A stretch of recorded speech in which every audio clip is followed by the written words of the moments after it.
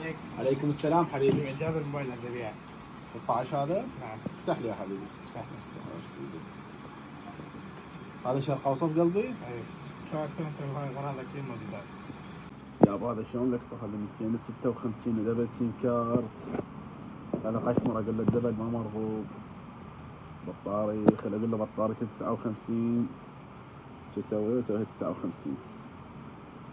يا هذا شلون جهاز بالباكيت. حتى عدسات الكفر مخليه. هاي اللي قبل.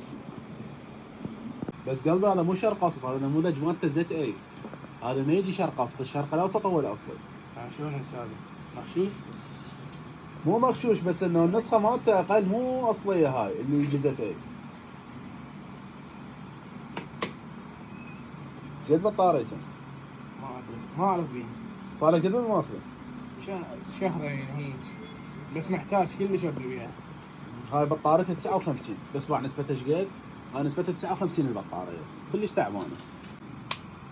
بطاريته عندك هواي نازل، الشاصم مالته نظيف ونسخه مالته مو اصليه. هذا لو شرق اوسط يطلع سعره غالي يدق المليونين، بس هذا انه يجي لا مالته الرفال عندك.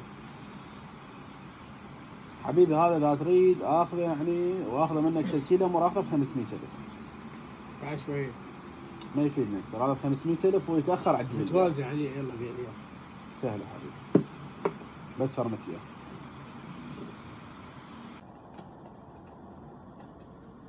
قال باع 500,000 وهذا جاء انا فرمته.